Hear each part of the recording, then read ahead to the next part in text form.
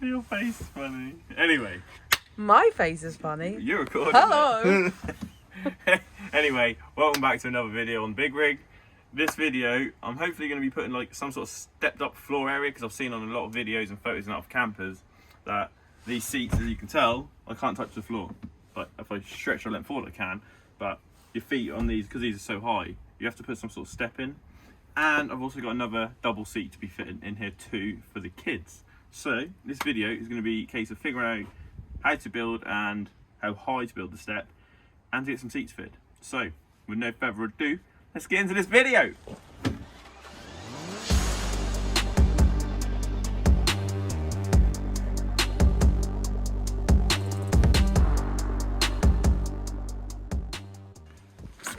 Now hopefully you'll be able to hear me right, because the wind right now is actually like absolutely terrible. It's so windy. It's like rain, it's no blue skies with some cloud. It's like the weather's weird. It's like 15th of July and it's so terrible. Anyway, seats. So this is another double seat, kind of to match this one. And I'm going to be putting this here, but because of the height of the seats, I need to lift them up or like put a floor in. So I'm actually going to be building a floor for these to sit on. I've also put a bit of wood under here to level this, because this actually slopes, it's obviously meant for the front, and the floor at the front actually slopes up. So I need to make something to get this level, or cut some wood to get this base level first, and then I also need to make some sort of step to step this up. So let's figure it out and let's get into it. So what I was showing you before, seat will be there. Now this part, I've just shoved everything into the front. I measured from where your feet go in the front seat to the top of this, and that's 28 centimeters, 280 mil. Now if I measure this seat from the floor to there, it's 360 mil. So I'm going to try raise this up about 80, 90 mil here, and I think that'll be a high enough step area for when you sit in this area. So unfortunately, because it is so windy today, I can't really record me doing much outside of the van. So as you can see, I've cut these 4x2s, but I obviously haven't recorded it because, like I say, the wind is so bad. My phone's blown over on the tripod this morning. So what I've done is I've got this long one here, and it's going to go from this metal support of the van here to that one, so I know that's a straight point all the way across. I'm going to have to cut another bit to kind of go behind the seats for the back of that step. That's going to go straight, and then I'm going to try curve. You see these lines are drawn on the floor? I've got this seat in the position where I want it. It's not screwed in enough, it's just there. And these kind of bits cut to the curve of the line. I'm going to have to put some sort of supports in here, and obviously at the back, to kind of join these up so I can kind of screw a front to it to give that curve. But yeah, I'm just trying to get like all the wooden bits cut, and then I get them all screwed, get them all put to the floor, then we'll figure out actually mounting this permanently. So as you can see, I've cut these bits. Now obviously they don't line up, but the reason for that is this is my curve, and this part of the wood goes to the line. So when it comes to fitting a bit of wood, I can screw, screw, screw, screw, screw, screw, screw. Now all that does is gives me more points to screw to, because if I just use these, it might not be so good. But also this supports the edge of the step too. So I've done that like that. Also cut some bits to the back.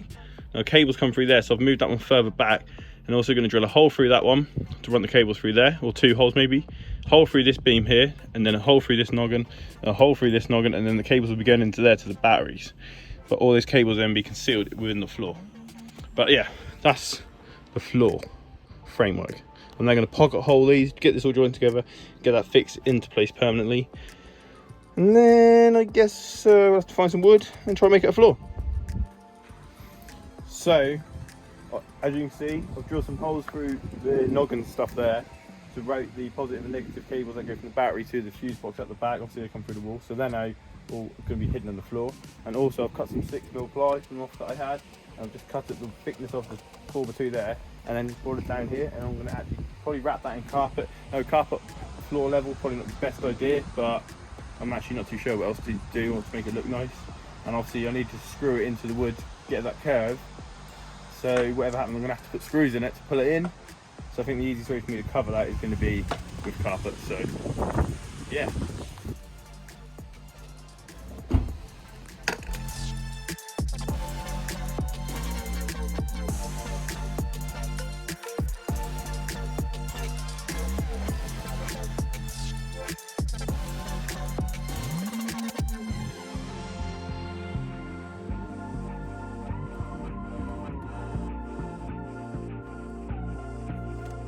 So, got the floor kind of template cut and into place, and I'm actually really happy with how tight some of the corners are. Let me show you, for example.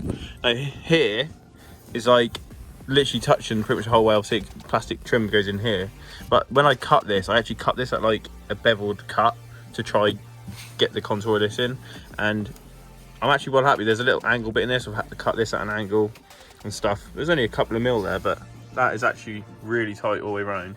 Now what I need to do, get a pencil and somehow scribe that curve. Oh shit, sorry. Scribe this curve into this board so I can get this cut, and that'll be the floor for the step. And then once that's all done, screwed into place, I can then get all that seat and everything over where I need it, pilot holes through the floor, and get that bolted in. Look at that. That come in really nicely. I really like that curve. I'm going to carpet this bit to tie in with all the vertical bits on the van, like the wall, and also on that bit of the bed we'll be doing this bit too. But yeah, loving it. And I've pulled the seat into position where it's going to go, and I think I'm going to carpet this base as well, just to kind of tie in with the look of everything else. And if I have enough, yes, I'll do them too. So I've bolted all the seat back in. You probably can't see, I'll show you in a second maybe. But I've put all the bolts back in the centre, the two there. And obviously if you've seen the swivel seat base video, you know that there's 2 bolts each side and then there's 2 in the centre, but they're all in. And the next thing I want to do is, this is the old seat belt. Now this obviously got cut off, so I'm going to undo this with T50 Torx bit, I think it is. And then I'm going to fit this. Now, in this box is just a lap seat belt. This will just bolt on. The reason I bought this though is because obviously this one's cut, and the other seat, which would be the middle seat if this was in the front, obviously is built into the seats. There's nowhere here to fix one because this seat belt would have been on this A-pillar here. So I've had to buy a lap belt. Now, this is all E-mark, this is all up to regulations, so it's safe, and that means I can then get this MOT'd as a 5-seater camper, because it's going to have 5 seat belts, and lap belts are safe and legal in the back. So I've already spoken to an MOT tester for that, so let's get this fitted.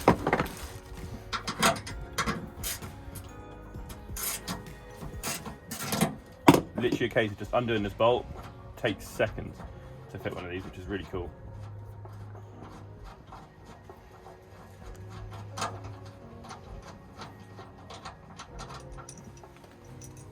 That's that off.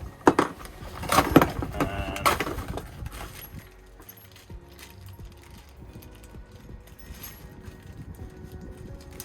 just gonna get one of these split washers out of here. So that's obviously gonna just keep tension on the bolt all the time. And then that goes on there.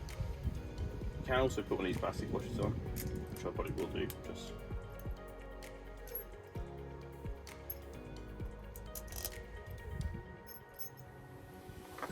and that literally just bolts in to the existing hole. It's as simple as that.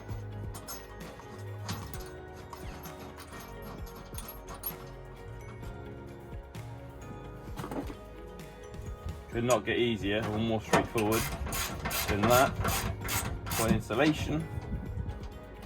And now put these aside. I can move this out of the way. Let me just show you inside quickly. So bolts on the outside there, they're bolted in, and that's all bolted in. And then this should now close up. Oh, what am I stuck on something? Typically.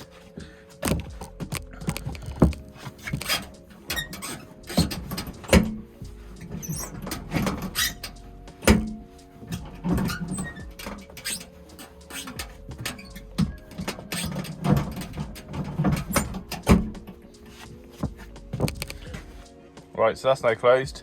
And then obviously this lap bolt here, and that'll just come across and in. Easy as that. Yo, so that is going to be the end of this video. Now that did cut a bit short, but it's because I hadn't already recorded an outro for this video. But it doesn't really matter because this video kind of carries on into the next video, and you'll understand why. Like I said, I didn't do the outro for this video, and I thought I had. I've now got around to editing it and I hadn't got it, and obviously I've already done more progression with the van in doing the kitchen units. So when you watch the next video, you will see what also gets done in this area. But anyway, thanks for watching. Like, share and subscribe. Don't forget to comment, obviously, and you'll see me in the next video, and you'll see the rest of this in that video too. Nice fun. Thanks.